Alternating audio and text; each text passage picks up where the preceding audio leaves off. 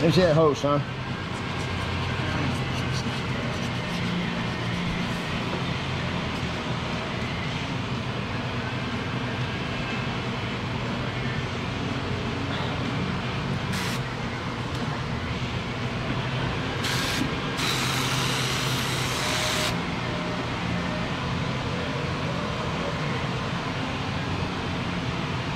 It's looking good, son.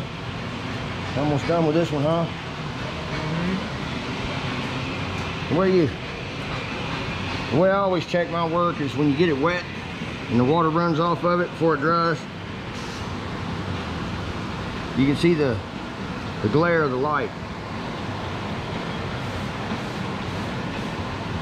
And when it's real shiny and glossy, that's pretty much what your paint's gonna look like on it. You see any flaws in it, waves and dips when you're running your eye across it. I always use water to check my work. I don't know, no one's ever taught me that. I've just taught myself that. Because when the water runs down it, if it splits and starts running funny instead of even, or if you see an imperfection on it, you know, like a dot or something like that, there's gonna be the dot on there when you paint it. So I usually wet my stuff down and find a point to where the light is glaring on the surface. You know, I see this glare right here.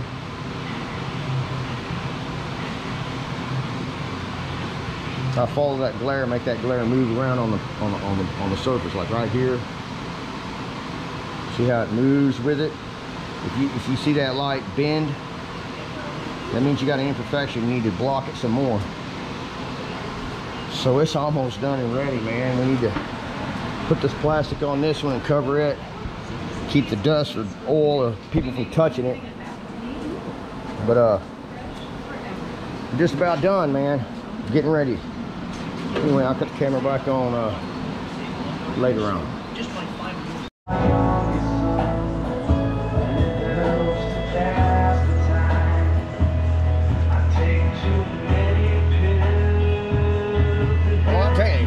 That thing is clean. You just sure ain't nothing in there. Not even a bug fart, huh? It's nice, dude. Chico would be right proud of you taking care of the gun that he just damn near gave you, man. So proud of you. You're taking good care of that. Well, we're gonna have to take and turn this damn thing down there because you know we can't have no can't have no music going on. I'm happy you're gonna get a strike. They won't strike you. They'll just let that dude singing the song there claim my video and make money on my video. That's the way that works. And this thing is ready. We're gonna go out on a limb and try to do both of them at the same time. We usually don't like doing that, but we need to get this stuff done, man. It's ready. Sanded it down with 800 grit on the last one.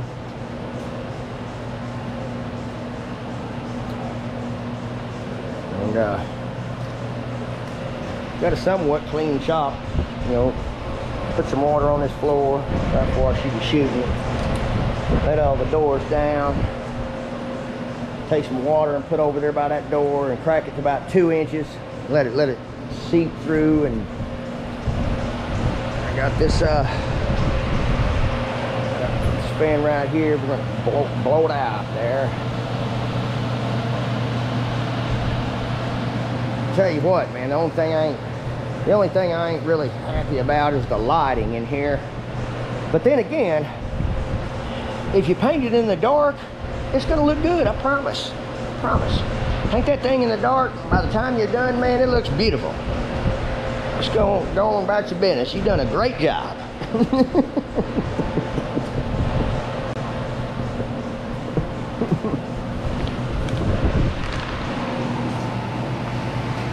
Well, we'll cut the camera back on once we get some paint on it, because this is single stage paint, and I'm kind of nervous. because of this reason right here. Single stage paint is not like base coat, clear coat, and it definitely ain't even like shooting on the clear. Base coat, clear coat is the easiest thing to, man, I think there is to paint. I was nervous for a year or two thinking about it and scared, but but anyway, my point is this. When I go to putting the paint on this thing, getting down in here and all these contours, going around these corners, I'm gonna have to choose a fan that I'm comfortable with getting down in there, because you can't get your gun as close as you want to, you know, without raking it on crap, you know, and getting too close to your paint. So I'm gonna have to bump up the pressure just a tad and bring my fan back and shorten my fan down to about that, where I can hit it. And it's gonna be a complicated situation, damn bugs. It's gonna be a complicated situation because the metallics that are in it, it's metallic paint. I wish you wouldn't have. It's just on the customer, you know what I'm saying? They want metallics, and then, you know, it makes your job a little harder. Can't be sure, you got to be sure not to stir the metallics up too much. You don't want to stir the hell out of it. You know, it even says on the can, you know, stir for 8 minutes or whatever, and then, you know, kind of give it a shake, you know, when you're painting, just a little bit. Not, don't shake the dickens out of it. Just give it a little swirly, you know. But so that's about the only thing I'm nervous about, is that fan and the pressure. You know, you got too much pressure coming out of your gun, it makes it difficult. But on this situation, I need a little bit shorter fan, a little bit more pressure, so I can bring my gun back a little further, and hopefully I ain't gonna get no tiger stripes, man. I do know how to fix the tiger stripes, and so if I do get them, I'm gonna show y'all a little trick that I learned and heard of other people doing the same trick. But cut the camera back on. You finished cleaning that gun, son?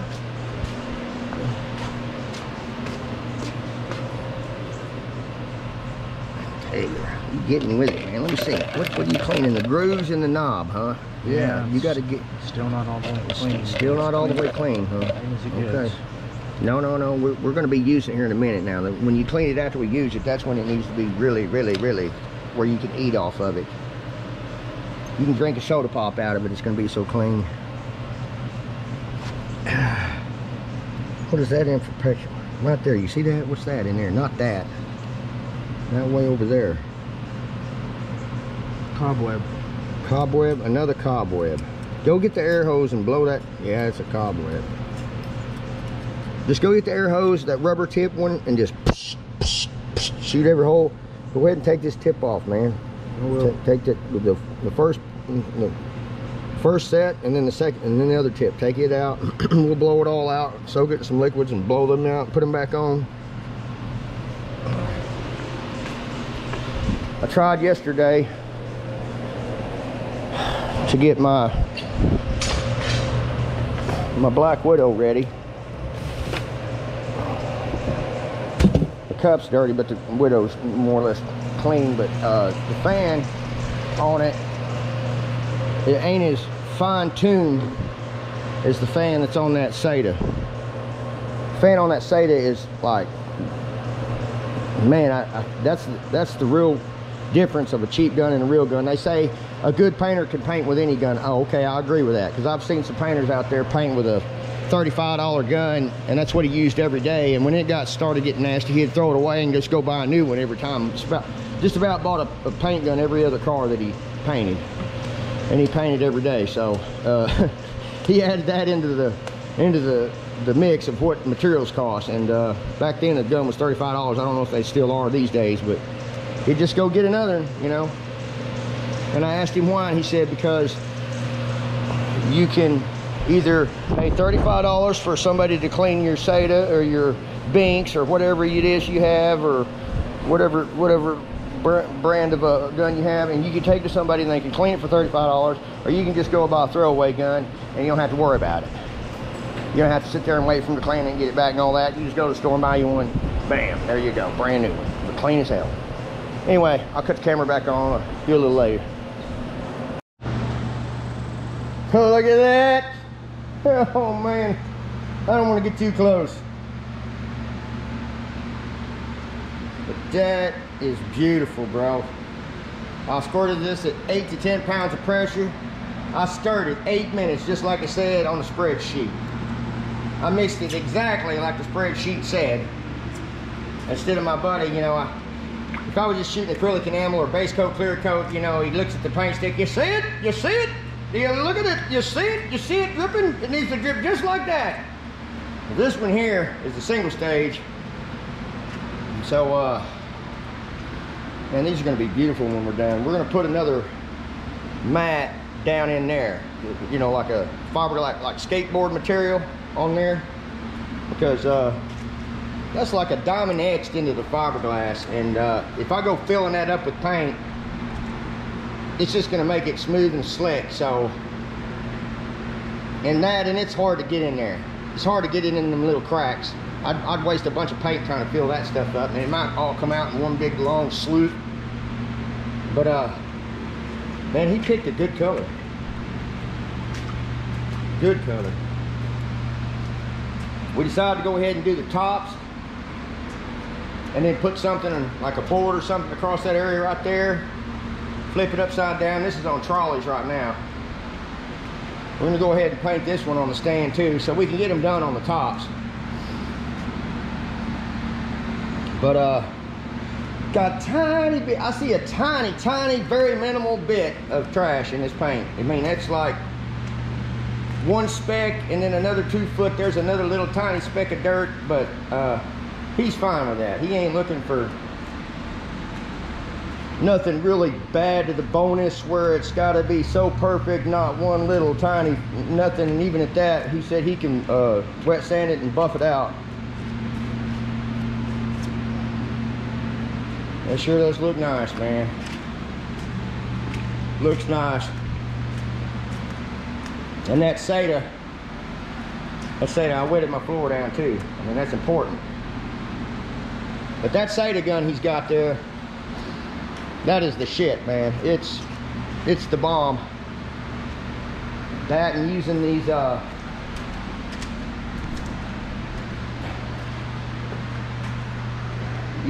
disposable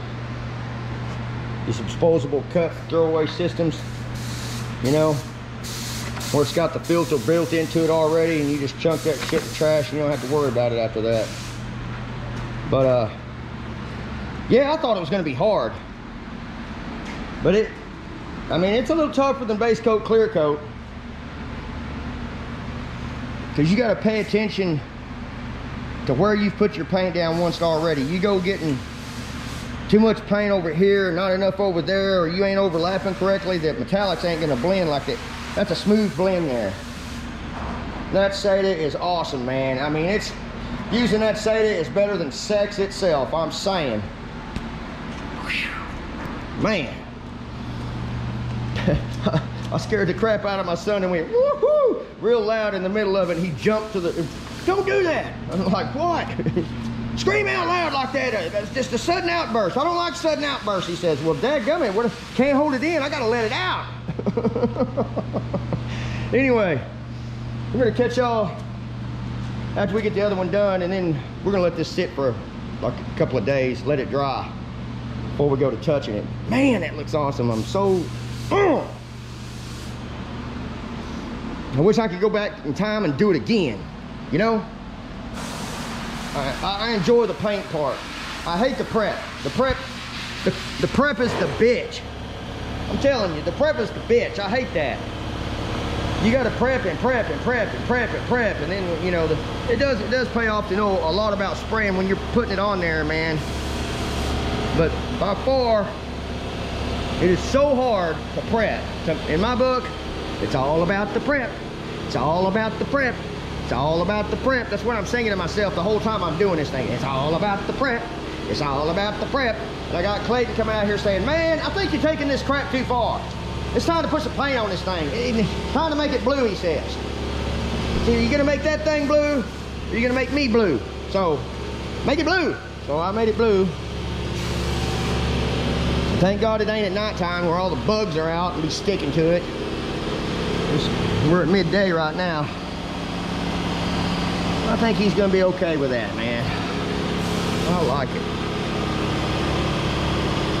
Some people say the perfect paint job is the biggest run. Like, you want to put it on there until right before it starts running on you. That's what one guy told me, one of my mentors. He said, man, the perfect paint job is the perfect run. You're getting it on there so wet where it just can't stand to have no more paint on it. That is the perfect application. Is when it's fixing to just on the verge of running. And sometimes that's hard to accomplish, but in this case, man, it went out pretty good, man. I need to quit walking around it so I quit contaminating the air. Anyway, we'll cut you back on after a while, man. I'm so blessed, man, to have this. It's like, woo! I'm hiring draft. I'm hiring draft cooter right now. It's high on life, high on dopamine. The dopamine is so heavy right now, flowing through my veins. Woohoo! Damn it!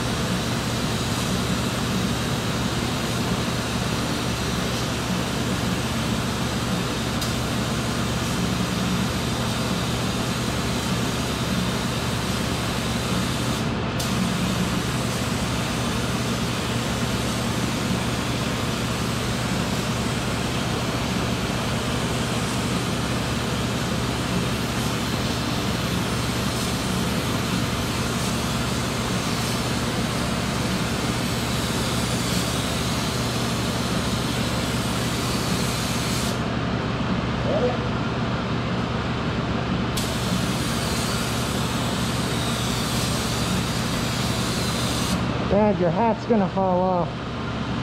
You're right.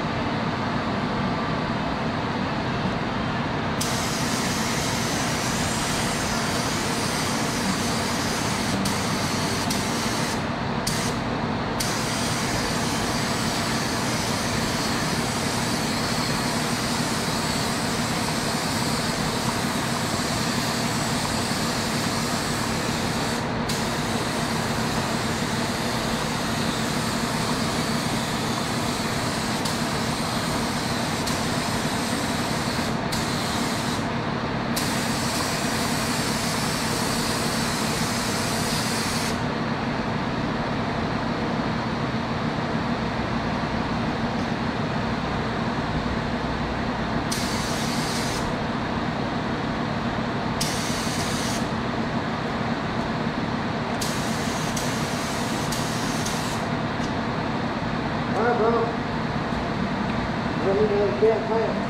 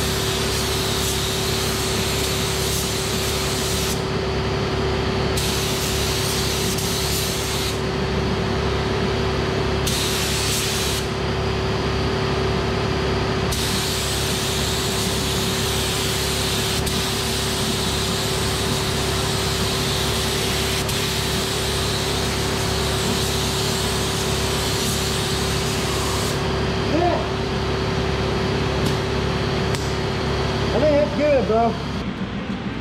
I can't be quiet, man. I can't do that. It's like having a painter's orgasm. Woo! Yeah! Man, that looks awesome, man.